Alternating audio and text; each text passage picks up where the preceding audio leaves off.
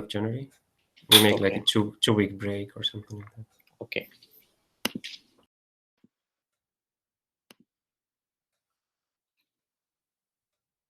How is it in India? Do you have now classes?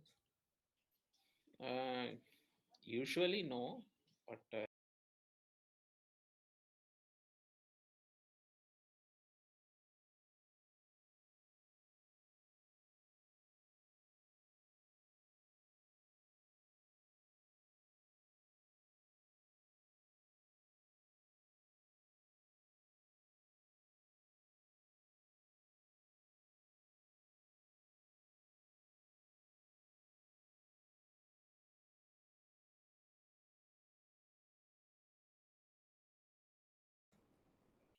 So hopefully you should be able to hear the audio now. Whatever, there may be a bit of a lag. Okay.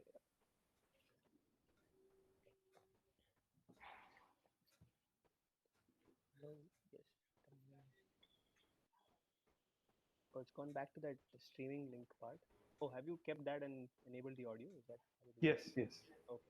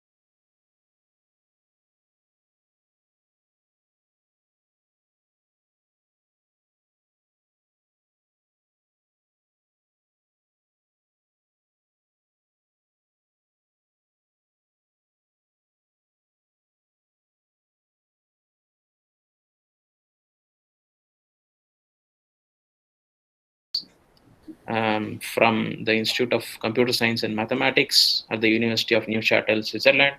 So thank you, Umberto, for accepting our invitation and giving us this talk. So I'll just read out your brief bio, introduce you, and then you can take over. So Umberto Martínez-Peñas received the BSc and MSc degrees in mathematics from the University of Valladolid, Spain in 2013 and 2014 respectively, and he received the PhD degree in mathematics from Aalborg University, Denmark in 2017. In 2018 and 2019, he was a postdoctoral fellow at the Department of Electrical and Computer Engineering at the University of Toronto, Canada. He is currently a Maitre assistant at the Institutes of Computer Science and Mathematics at the University of Neuchâtel, Switzerland. In 2016, he was awarded an Elite Research Travel Grant from the Danish Ministry of Education and Science. In 2018, he received the PhD dissertation prize by the Danish Academy of Natural Sciences. And in 2019, he obtained a Vicente Casellas Prize for Research in Mathematics by the Royal Spanish Mathematical Society. His research interests include algebra, algebraic coding, distributed storage, network coding, and information theoretical security and privacy. So today's talk is going to be on rank metric. So thanks to you, Umberto. Just a note for the audience. So if anybody has a question or raise your hand, so you can also use your mic to talk. So if you raise your hand, I'll give you the permission to speak. If you type it out in the chat, then you can as well, I can read it out for you if you want that. So thank you. Over to you, Umberto. Okay, thank you. Thank you very much for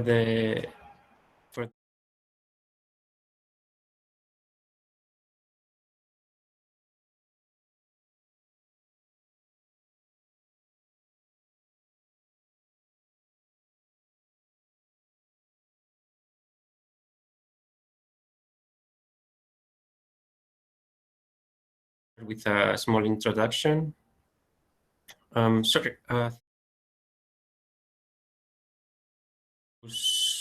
sorry, I think I need to close the window for the YouTube streaming. 1 second, because I was having, yeah, sorry about that. Yes, so after the introduction, I will introduce the sum rank metric, and for that, I will recall the Hamming metric and the rank metric, and this is because the sum rank metric is basically a generalization of both. And then I will talk about two applications of this sum rank metric. So the first application will be in multishot network coding. The second application will be for PMDS codes in distributed storage. And then I will provide a construction of maximum sum rank distance codes. So basically codes which are optimal for the sum rank metric. And you can think of, it's like the extension of Reed-Solomon codes and MDS codes. So Reed-Solomon codes are MDS, meaning they are optimal for the Hamming metric. So we are going to extend that to the sum rank metric, and the codes will be called linearized Reed-Solomon codes.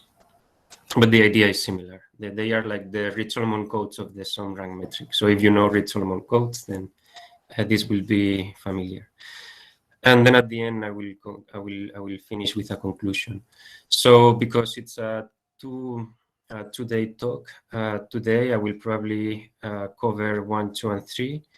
So I will give the introduction and the definition of the metric and some of the properties, and the first application in multishot network coding.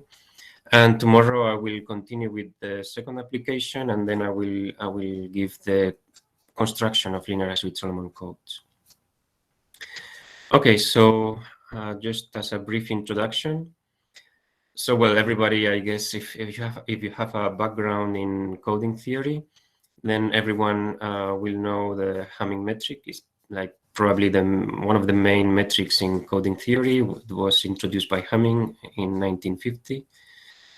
And well, there is many papers, I mean, most of the papers in coding theory have to do with the Hamming metric. But then there are other metrics. So, well, I mean, there is even an encyclopedia of metrics, but there is another metric called the rank metric, which has attracted a lot of attention. And it was introduced by Delsart and Gabidulin independently. So Delsart paper was from 1978. It's a bit more difficult to read. It's written in a more mathematical way. So it's probably more difficult to read for coding theorists.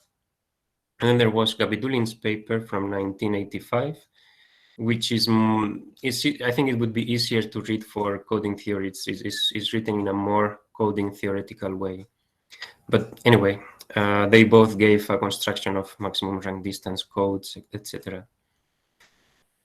So the rank metric is probably less well known than the Hamming metric, but it still has applications. So one of the famous applications was in reliable network coding. This was noticed in this celebrated paper by Keter and Xishang that received the Information Theory Society Paper Award, I think, in 2008,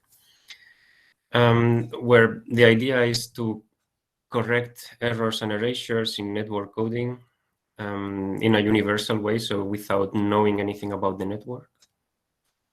And then, but before that, rank metric codes were already used in space-time coding. So to obtain space-time codes with rate diversity optimality. So this type of optimality, I mean, the space-time coding literature is huge. And there are many trade-offs that people consider. And rate diversity trade-off is one of these trade-offs. It's probably not the most studied trade-off, but it's still well studied. And rank metric codes, and in particular maximum rank distance codes, provide optimal solutions for this problem. And this was given by Luan Kumar in 2005. And later, kind of recently, the rank metric codes have been found to be useful to construct PMDS codes for distributed storage.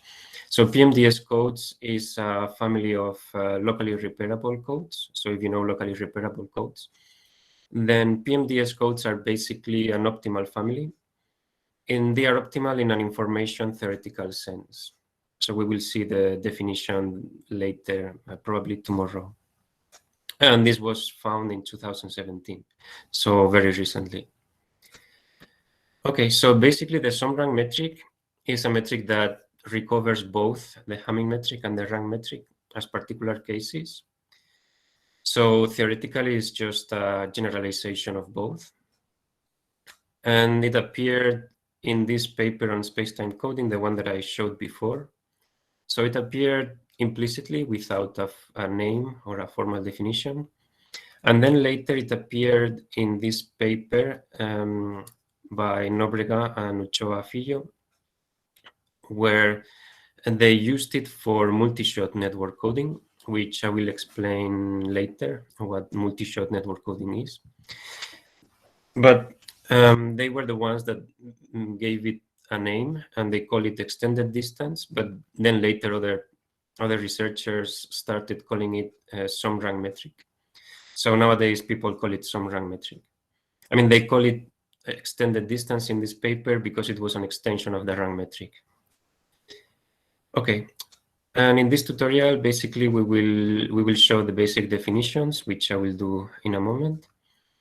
And then we will see these two applications in multi-shot network coding and to construct PMDS codes for distributed storage. And well, they may also be used for space-time coding. And actually, some rank metric codes have more applications. I mean, nowadays we know of a few more applications, but these are like the main applications, these three. And I will not have the time to talk about space-time coding, also because it's not my main expertise. So this was done by other researchers. And then at the end, we will present the construction of linearized Reed-Solomon codes. So these are maximum sum rank distance codes. So this is basically like MDS codes for the Hamming metric. So for the sum rank metric, we have MSRD codes. So basically codes that attain the singleton bound, so they are optimal with respect to the distance.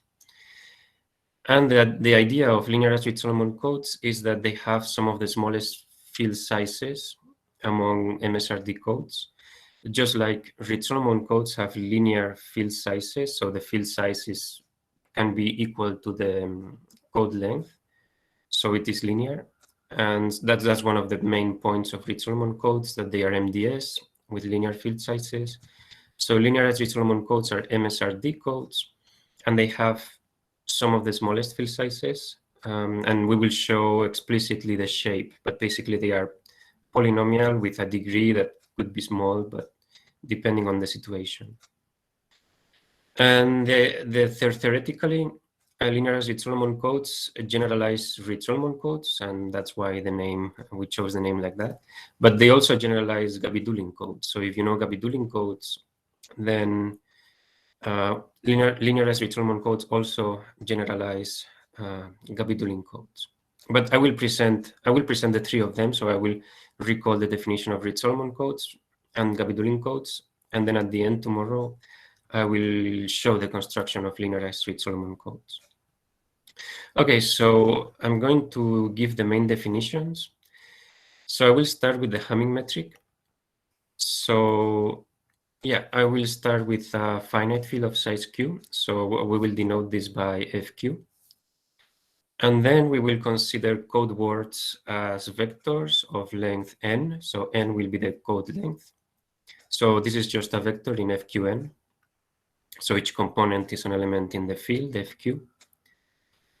And then the Hamming metric, as you may know already, is just the number of, so the Hamming weight of this code word is just the number of non-zero components. So it's just the size of the set of the non-zero components. And the Hamming distance is just given by the weight. So the Hamming distance between C and D is just the Hamming weight of C minus D. So this is just the number of different components between C and D. So the idea is that the Hamming metric measures the number of component-wise errors, or if we are in F2, then we call these bitwise errors. For example, if we use ASCII characters and we, for example, the characters OK, then those would correspond to this string of zeros and ones. And if there is two errors, for example, here we have this 0 and this 1 in color red. So you can see we change a couple of bits, and that changes the original vector. And here, so if the Hamming distance is the number of different components. So in this example, the Hamming distance between these two vectors would be just 2, because there are only two components which are different, the ones in color red. So you can see from here that the Hamming distance basically measures the number of component-wise errors, or in the case of, in the binary case, bitwise errors. So yeah, this is the Hamming metric that we all know in classical coding theory. And this function, the function d, so the distance, satisfies the properties of a metric or a distance. I will use both words indistinctively. So I'm not going to recall the properties, but if you remember, the properties are the symmetry, the triangle inequality, etc. And these are very important. And the other metrics, the rank metric and the sum rank metric, also satisfy these properties of a metric. And then the idea is that the number of errors and erasures that a code C can correct is proportional to the minimum Hamming distance, which is defined by the minimum of the Hamming distances between any two code words which are different. So yeah, this is the classical definition of a minimum Hamming distance, and it gives you the error and erasure capability of the code, error and erasure correcting capability. And the goal is to find codes with a large minimum distance, because that means we can correct a lot of errors and erasures, but also a large size or if we are using linear codes, a large dimension, because a large size or dimension means that we can, the information rate will be higher. The only problem is that minimum distance and the size, they are competing parameters, so there is a trade-off between the two. You cannot have both very large at the same time. And one of these, there are many bounds, but one of the most famous bounds is the Singleton Bound. And the main feature of this bound is that it's independent of the field size. So the field, you will not see the field size in this bound.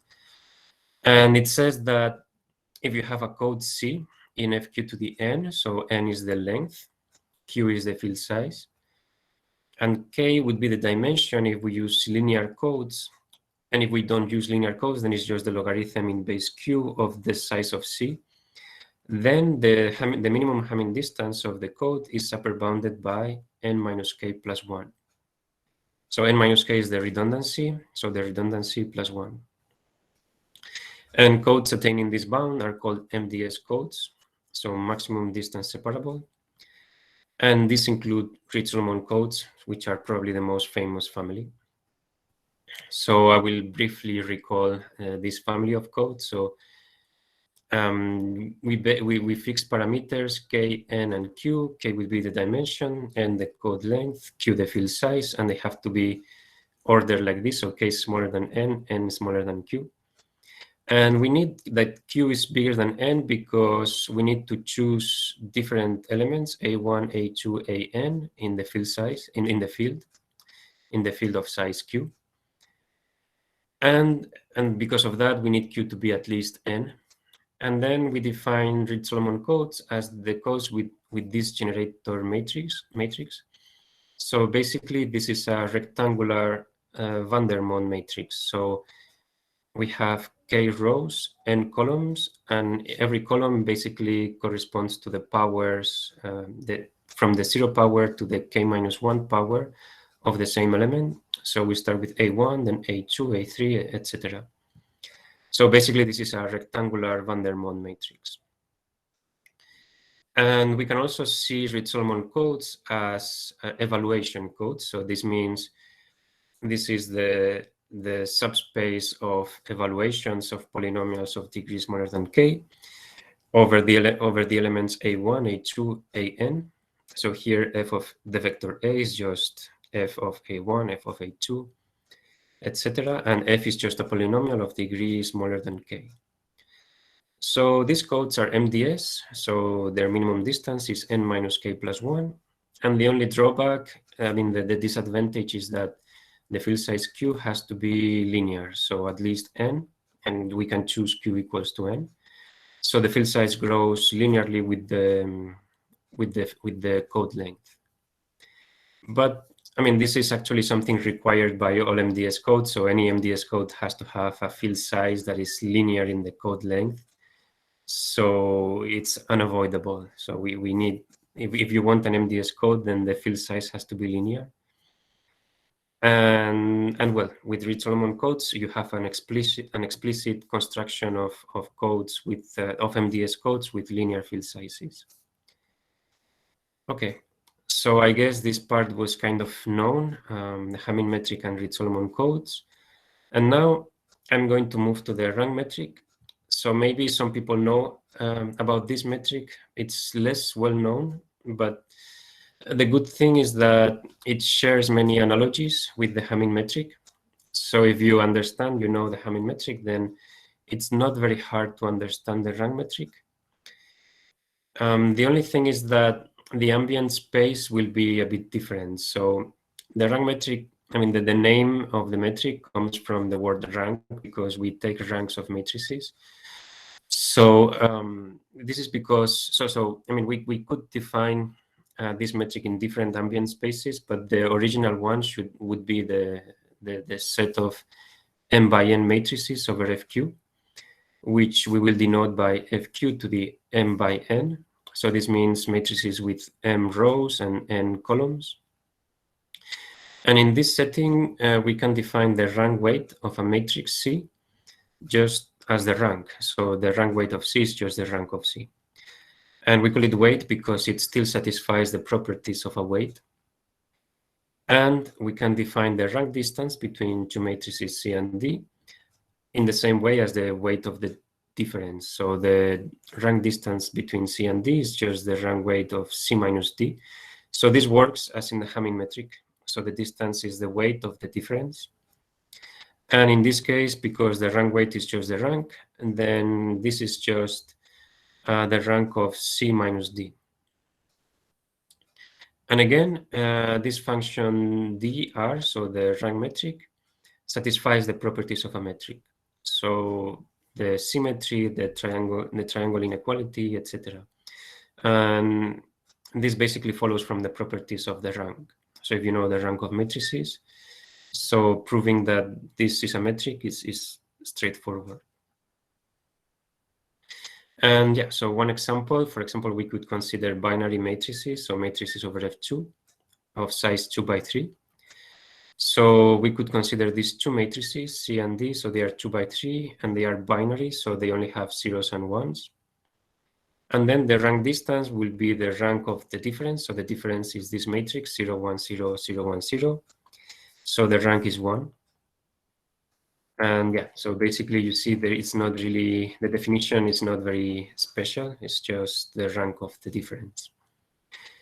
However, if we want to, when we want to work with MRD codes, and in particular with Gabidulin codes, it's actually not very useful to work with the space of matrices, so the set FQ to the m by n.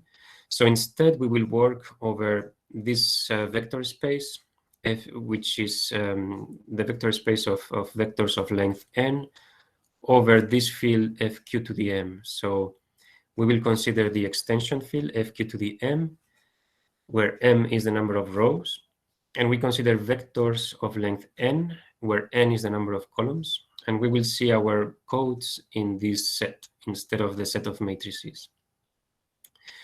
And why do we do this? We do this because then we can consider FQM linear codes, so codes which are linear over the extension field. And this is actually quite useful for encoding, decoding, and many other things. So how do we do this? So we have our code words now in FQ to the m to the n. So they have n components. Each component is in FQM. And we want to write this as a matrix. So we recall that FQM is a vector space over FQ of dimension m. So then we can take a basis, alpha 1, alpha 2, alpha m, of this extension field FQM. So this would be a basis over FQ. And because it's a basis, it means that there are unique elements, C1, C2, Cm, that also depend on J, such that Cj will be written like this. So basically, this will be the coordinates of Cj with respect to this basis, alpha 1, alpha 2, alpha m. So the coordinates are these components C1j, C2j, Cmj, and they exist and they are unique. So that means that we can define this map, which is called the matrix representation map, which takes this vector C1, C2, Cn to this matrix given by these coordinates with respect to the basis alpha 1, alpha 2, alpha m.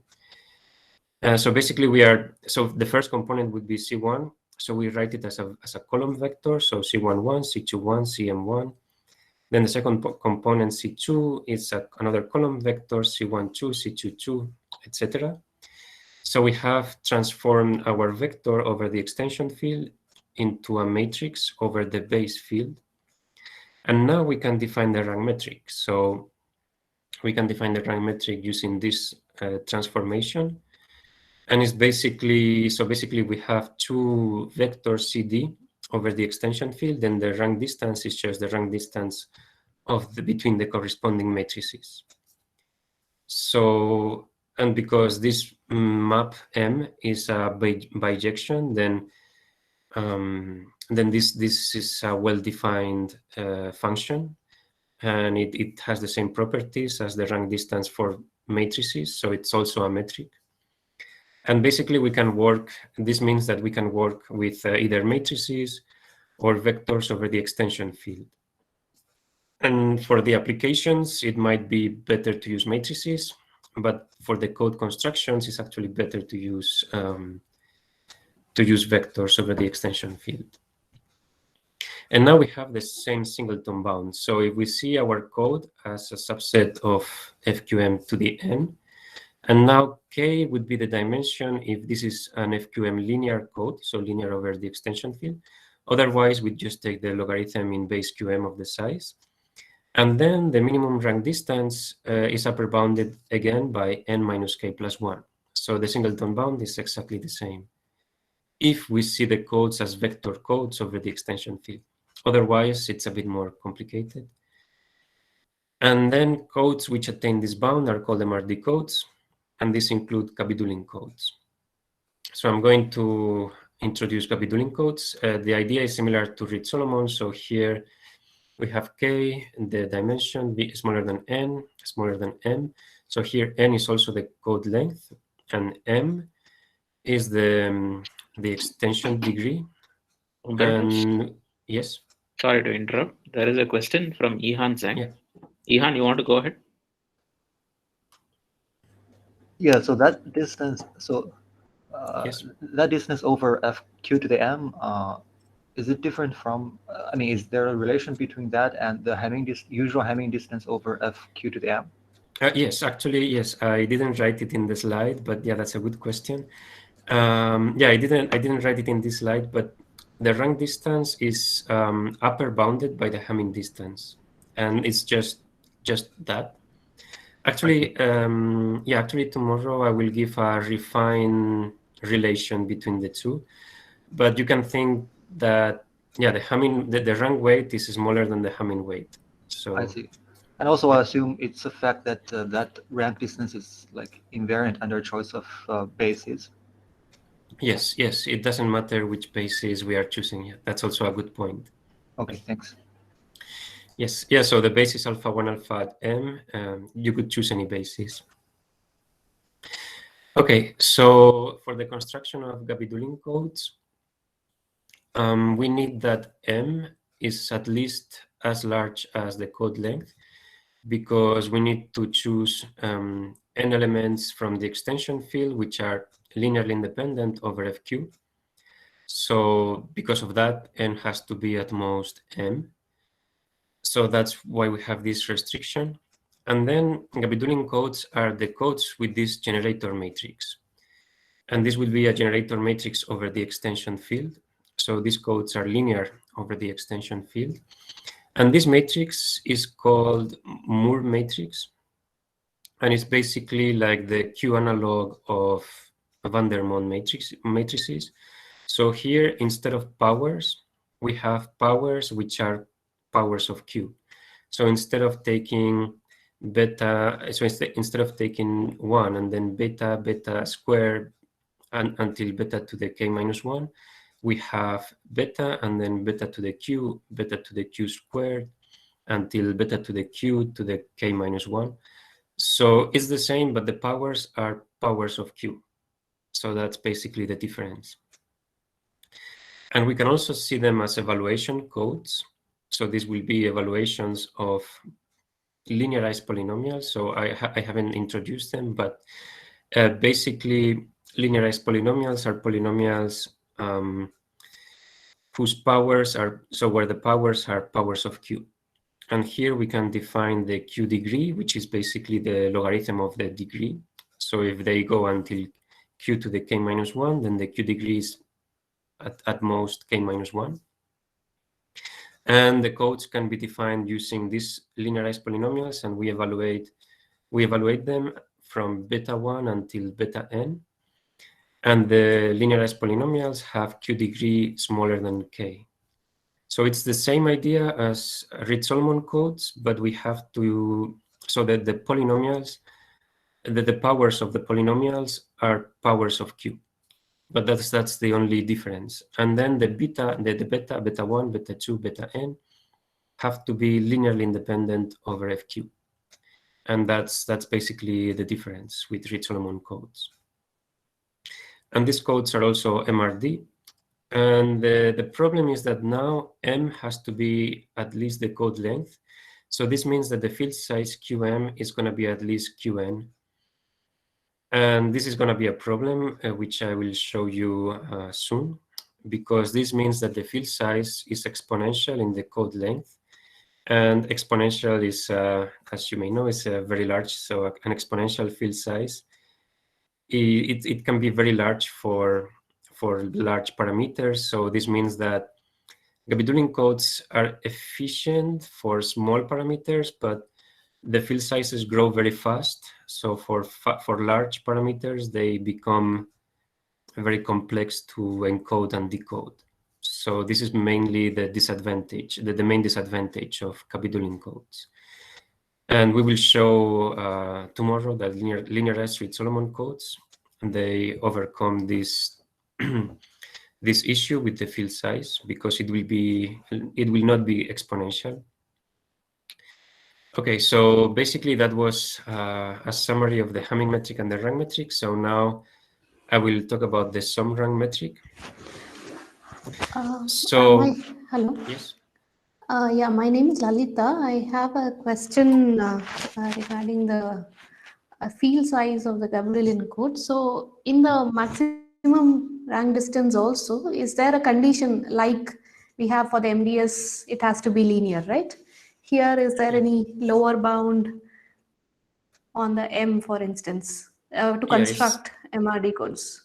Yeah, it's the same. So M has to be at least linear. So it's basically the same issue, but now M has to be at least N. I mean, this is for all MRD codes. So basically you have the same problem with any MRD code. So any MRD code will have exponential field sizes. Okay, so is there a proof for this that an MRD code requires M greater than or equal to N?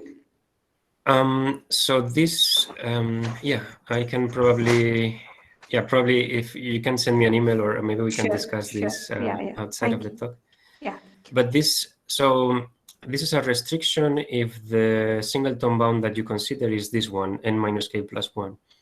So there is another singleton bound that doesn't require exponential field sizes, but then the distance will not reach n minus k plus 1. It will be smaller.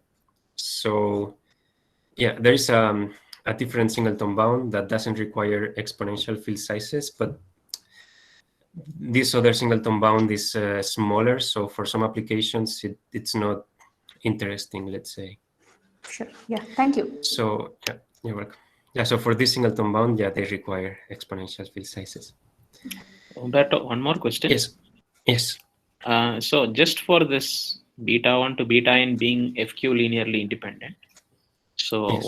Where is that condition getting reflected in the field size or the construction?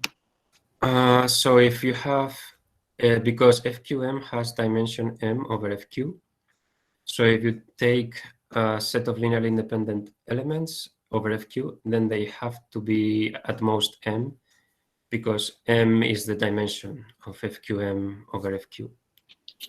Right. So that's basically.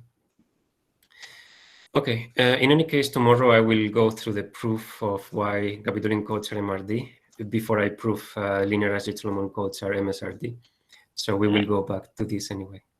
Sure. So there's one more question from Lakshmi Natarajan. The question is like this. So when talking about the field size, are we more interested in Q power M rather than Q? It depends on the applications, but we will see tomorrow, for example. I mean, it depends on the applications, but usually we are worried about Q to the M for decoding and encoding. So the complexity of encoding and decoding will be given by Q to the M. And Q sometimes is restricted, but sometimes it's not. In PMDS codes, this Q could be restricted, but usually it's not a problem. So Q is not really restricted. So it's mainly Q to the M. So we are mainly focused on Q to the M. Okay, thank you. Yeah, you're welcome. So yeah, I will now move to the sum rank metric. So basically, we can start defining the sum rank metric in the same way as the rank metric. So we would start with a space of matrices, but now we take the Cartesian product. So we take the Cartesian product of FQ to the M by R, G times. So we have now tuples of matrices. So G tuples of matrices of size M by R. So this would be the natural ambient space for the sum rank metric. And here, and this is because here is very easy to define the sum rank weight. So basically, it's defined as you would expect. So is the sum of ranks. So the definition is just like this. So here C would be a G tuple of matrices. So C would be a tuple of G matrices. So C1, C2, CG. And the sum rank weight of C would be just the sum of the ranks of these G matrices.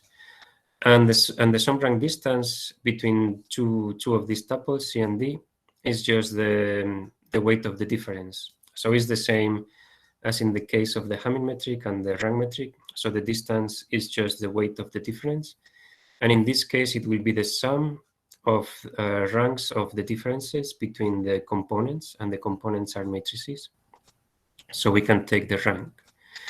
So yeah, this would be the definition of sum rank weights and the sum rank metric in this ambient space. But we have the same problem as with the rank metric.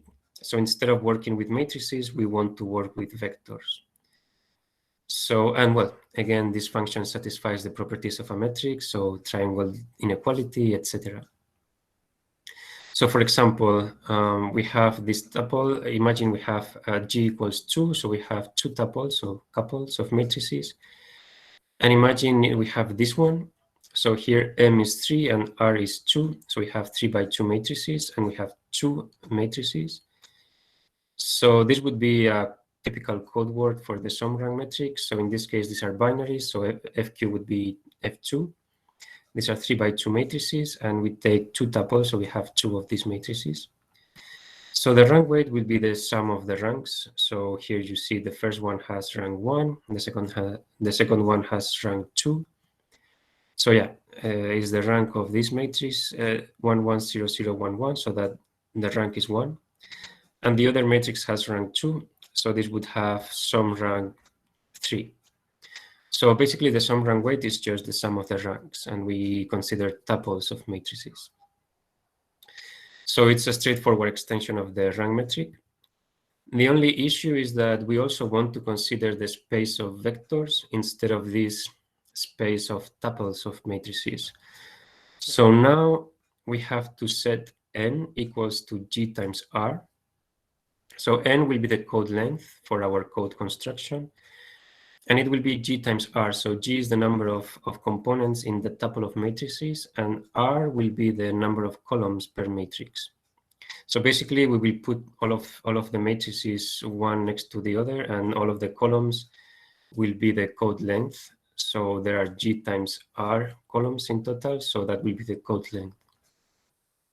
So how do we do this? So we will think of a code word as a vector in FQM to the n. And we subdivide it. So we subdivide it into G subvectors, and every subvector will be a vector in FQM to the R. So we have G of them, so the total length will be n equals G times R.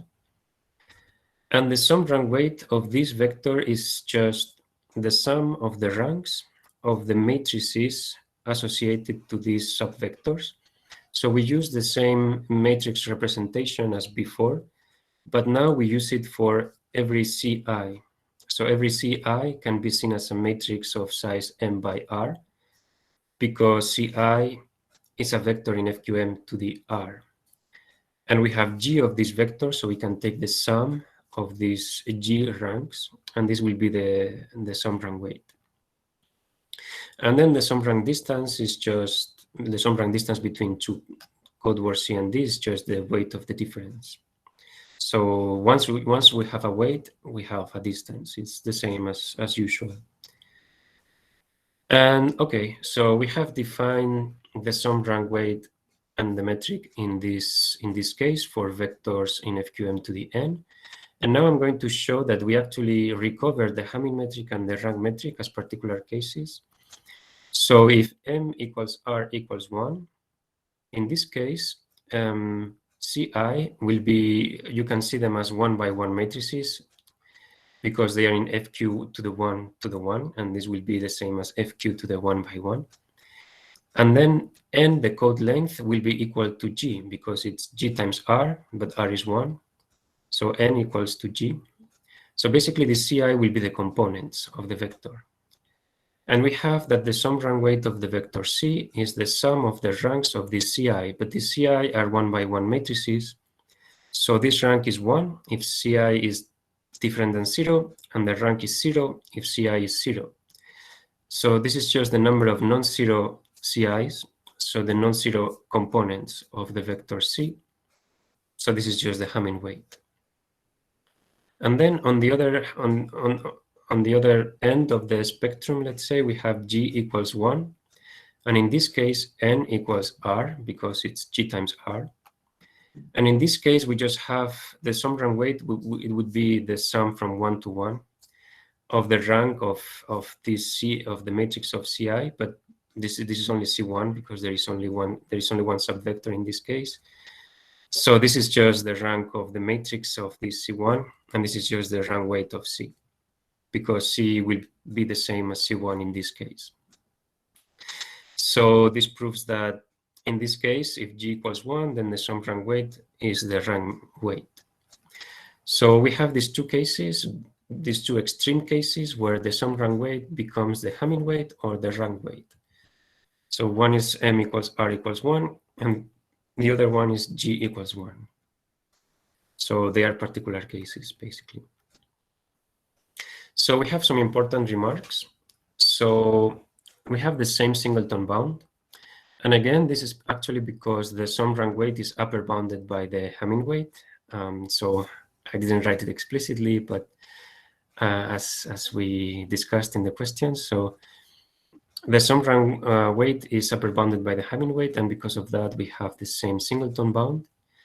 So also n minus k plus 1. And codes attaining this bound will be called MSRD. And the thing is, any MRD code is MSRD. But the problem with MRD codes is that they require exponential field sizes in the code length n. So q to the m will be at least q to the n. So at least 2 to the n, because q is at least 2. And the problem, as I mentioned, is that the larger field sizes mean higher computational complexity for encoding and decoding. And we also have that any MSRD code is MDS, but not the other way around. So unfortunately, Reed-Solomon codes are not MSRD. So they are MDS, but not MSRD. And so we cannot use Reed-Solomon codes. We could use MRD codes like Gabidulin codes, but they have exponential field sizes. So the idea is to find something in between. So an MSRD code that has sub-exponential field sizes and hopefully linear, but we will see that we cannot reach linear. But still it will be somewhere in between linear and exponential. So yeah, so these codes will be linearized Reed-Solomon codes that we will present tomorrow, that we introduced in this paper. And yeah, we will present them tomorrow. And basically they are defined in FQ to the M to the N, and N is G times R. And the field sizes will be of the form G plus 1 to the R. And that's because Q will be G plus 1 and M will be R. So here, this will be polynomial if R is constant. And if R grows with N, then they will be also exponential. So it depends on the parameter regime. But if R is constant, then they can be polynomial in G and in N, because G is smaller than N. So we will see this tomorrow. So now I was planning on discussing multishot network coding, so the first application. I will not spend too much time, but probably I will continue tomorrow on this. But basically, network coding and linear network coding, probably you have already heard of it. They were introduced by Al-Sued, Kai, Li Yeung, and so these four researchers. In these two papers, so first they introduced network coding and then linear network coding. And the idea is they allow us to reach the cut-set bound in multicast networks, in contrast with storing and forwarding. So I will show this with a picture, so it will be easier to understand. You don't need to know all of these concepts formally. So basically, the idea is we have a network. So a network will be a directed graph, like this one. And this is like the main example. This is called the butterfly network. And here we have one source and multiple sinks. So here, two sinks. So this is called multicast, that we want to send. It means that we want to send the same messages to all of the sinks. So in this case, we have two messages, A and B. So if we do storing and forwarding, that means we just send the message. So we send one message per link. The problem is we will not be able to send both to both sinks in one shot, because let's say we send A in the upper link, B in the lower link, then we have to send them like this. And then the problem is in the intermediate node, we have to choose between A and B. So let's say we choose A. So then we send A in the intermediate link. Then here we have to send A because we only have A. And then what happens is that at the end, sync 1 receives A and sync 2 receives A and B. So the first sync only received one message. And this is because we are just sending one message per link. And this is the problem with, because here the cut-set bound would be 2, so every sync should receive 2 messages. And this is the problem with storing and forwarding. So this can be solved using linear network coding, which is basically using linear combinations in the intermediate nodes. So I will show this in the picture. So basically, we start in the same way. We send A and B, and then we have to send A and B here because these nodes only have A and B. And now in the intermediate node, instead of sending either A or B, we send the sum. So this would be a linear combination over F2, for example. And now, so we send A plus B. And this is actually, this is an improvement because now here this node sends A plus B. And what this means is that at the end, the sync 1 receives AB times this matrix, so 1, 1, 0, 1. And the second sync receives AB times this matrix 1, 0, 1, 1. And these matrices are invertible, so it means that we can recover both A and B. So now, thanks to linear network coding, we could send both messages to both sinks in only one shot. So we don't need to do more shots. Only one shot is enough. So this is basically the advantage of linear network coding with respect to storing and forwarding. We can send all the possible messages in multicast in one shot. So the one shot part is crucial. So the problem is if we have an error injected in one link, and this is usually an adversarial model, this error will expand through the network. So here, let's say we are doing some noise. So the noise errors, we correct them link by link, but let's say there is an adversary injecting errors in one link that we do not detect. Then this error, we assume it's an additive error. So we have A plus E. E is the error. Then this error will expand. So as we go through the network, you can see that there are many links affected. So all of these links are affected. So this means that at the end, in the case of the sync 1, all of the components are affected by the error. And this can be a problem, for example, if you want to use traditional Hamming metric codes to correct errors in this scenario, because it will not work. And in this case, it will work if we use MRD rank metric codes instead. So this was the scenario modeled and solved by Kötter, Shishang, and Silva using MRD codes in these famous papers from 2008. And basically the idea is that you can see this linear network as a channel where you can use the rank metric. So the number of errors will be given by the rank metric. So in the case of multi-shot network coding, basically the idea is the same, but we have multiple shots of the network. So we will have T errors spread throughout G shots of the network. And this scenario was basically considered first by Nobrega and Ochoa Fillo in this paper from ISIT 2009. And we proposed a solution using linearized Reed-Solomon codes in 2019.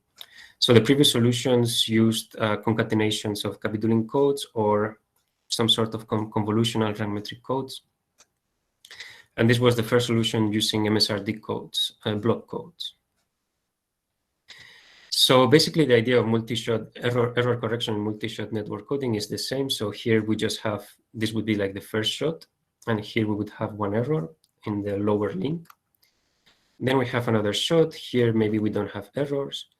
And then let's say in the third shot we have 2 errors, and then in the last shot we have 1 error. So in total we have 4 errors in 4 shots of the network. So this would be the scenario of having errors throughout several shots of a linearly coded network. And the thing of this scenario is that basically when the received word in a given sync is just C times A plus E. And here M would be the packet length, FQ would be the network alphabet, and the code length will be G times R. So G will be the number of shots of the network, and R will be the number of incoming links to the sync.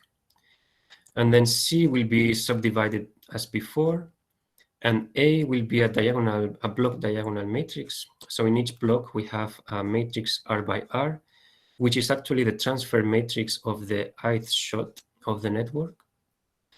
And then the number of errors will be, we can prove this formally, so you can check the paper for the formal proofs, but the number of errors will be T equals to the sum rank weight of this error vector E. And the number of erasures would be n minus the sum of the ranks of these AIs.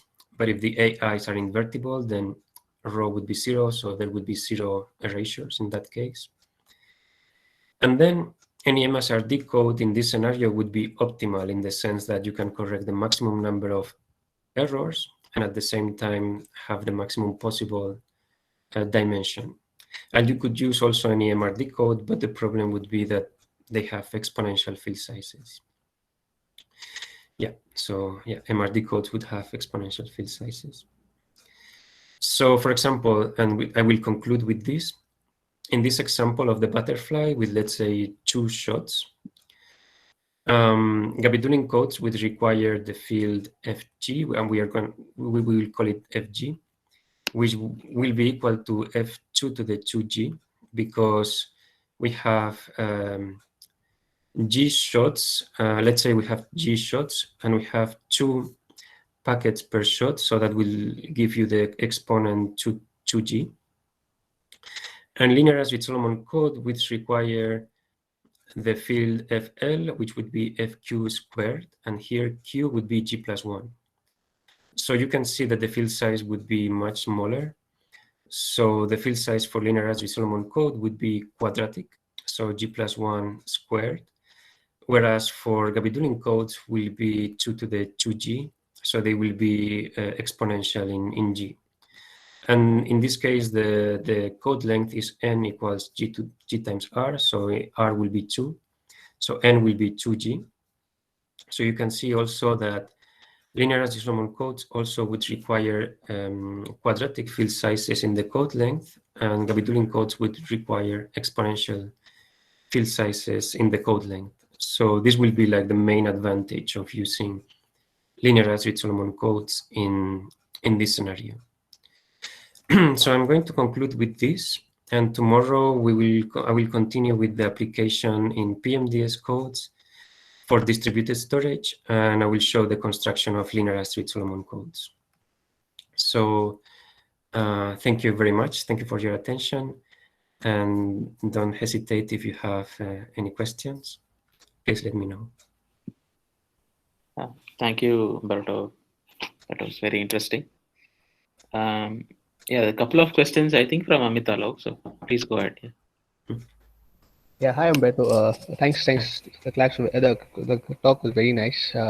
Actually, I had this is just because I'm not quite aware of the multi-shot version of network coding. So just wanted to understand the modeling. So there was a packet. I kind of lost track of what a packet meant. And secondly, what is the noise model here? So you have multiple shots, and are you allowed to? Is there a in the adversarial model? Is there a fraction of links you can corrupt every time, or is it on the overall length of the shot that you have constraints on the error? Yes. So yeah, those are very good questions. So I didn't go too much into the details. So I mean, we explained this in the full paper, but basically here you can think that we send one package per shot, and the packet length will be m also, and that will be per shot. Okay. And then we assume there are no delays. So you could think of you could say also that a delay you can treat it as an erasure. So if a node is delayed and doesn't send the corresponding packet, then that packet you can consider it as erased. So we assume no delays. So that means that the packages don't mix in between shots. So in the first shot you only have A1 and B1. In the second shot you only have A2, B2. In the third shot A3, B3, etc. And then the number of errors we assume is some fraction of the code length. Yeah, we can say, for example, I don't know, 10% or 20% of the code length will be errors. So, but those errors can be spread through the shots as any way. So in any way, so you don't you don't know a priori how many errors you have in a given shot. So here, for example, in this image, we have one error. So let's assume we correct one error, but we don't know if it's in the first shot or in the second shot. So yeah, we assume that we don't know in which shot we have the error. So they could be anywhere. So the error is a function of the code length, which is basically the number of times the network coding, the graph is kind of instantiated. Right? That would be right. So okay. I mean, the code length is basically the number of shots multiplied by so it's G times R. So G will be the number of shots and R will be the number of packets that you send. Okay. So yeah, I mean, you could think of the number of errors as a fraction of the number of shots or a fraction of the number of shots times the number of packets. Okay. But in both cases, it's similar. Okay, thanks. That helps.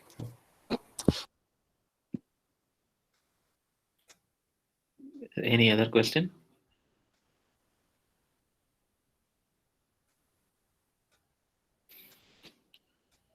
Okay, so I had a question about this advantage which you get in terms of the field size.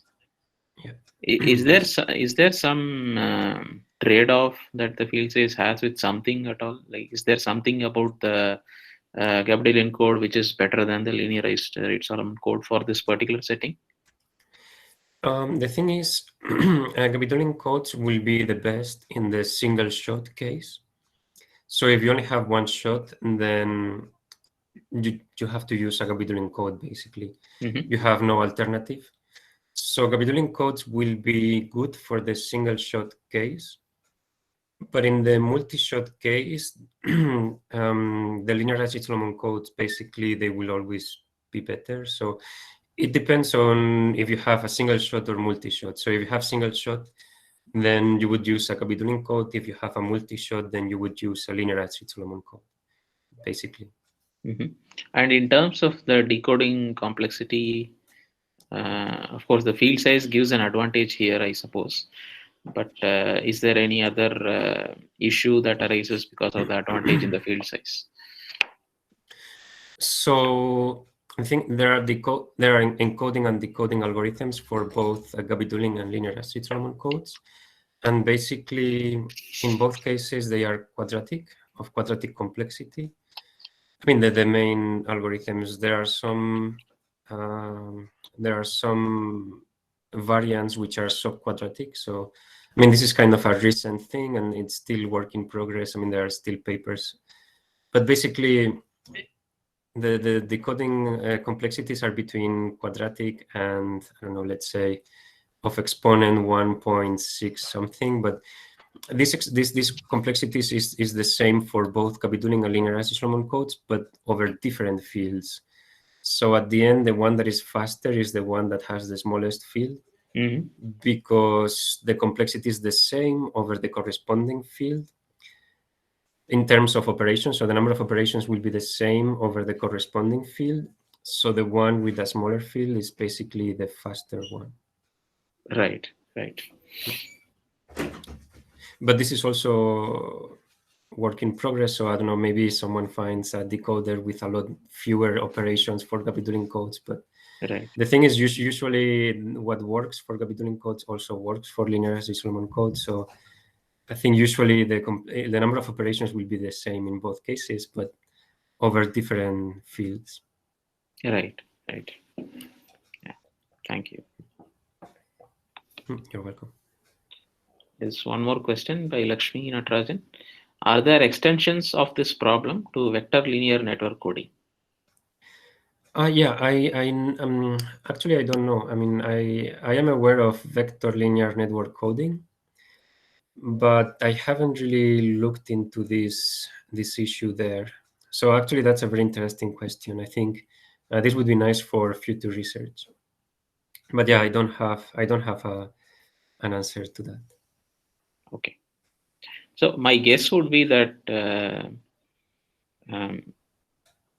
I mean, things probably just carry over pretty smoothly. Yeah, probably. Yeah.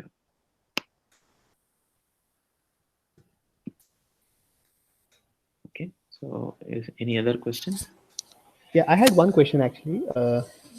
So sorry to hog the timeline. This was about the Singleton Bound. You said there is another version of the Singleton Bound. What did you mean by that? Or are you going to talk about this tomorrow? If so, I'll wait for that. Actually, no, I will not mention that one.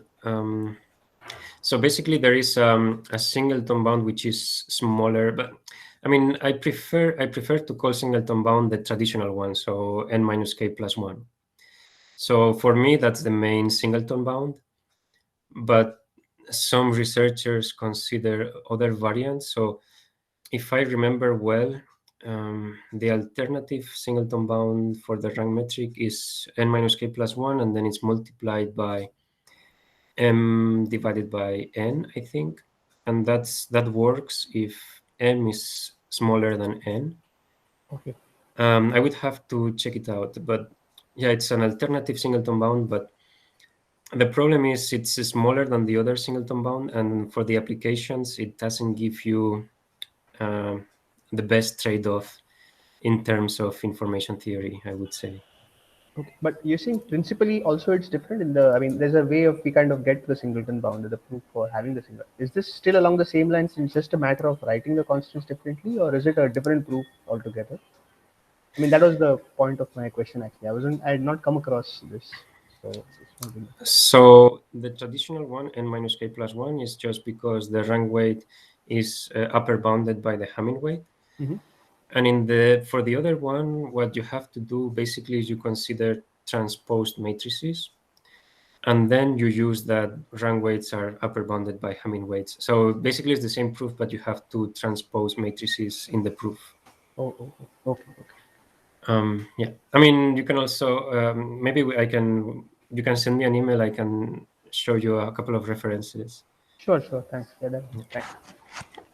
So one question, why are these codes called linearized Reed Solomon codes? I mean, I know linearized polynomials are q power something and so on, but any leads? Yes, so tomorrow I will show the construction. So they also use linearized polynomials. Okay. But the idea is because there is a construction called skew Reed-Solomon codes that use skew polynomials, and they are very closely connected to linearized polynomials. And actually, I wanted to call them skew Reed-Solomon codes, but the name is already taken. So that's why I call them linearized Reed-Solomon codes. And actually, there is connection between linearized Reed-Solomon codes and skew Reed-Solomon codes. But the thing is, skew Reed-Solomon codes are not, they are known by mathematicians, but we haven't found applications, or I don't know if probably there are applications, but in any case, the thing is because we also use polynomials which are similar to linearized polynomials, but the name skew Reed-Solomon code was already taken. Okay. And we use skew polynomials, but yeah, the name skew Reed-Solomon code was taken, so that's why we called it linearized Reed-Solomon code. Sure. Okay. Thank you.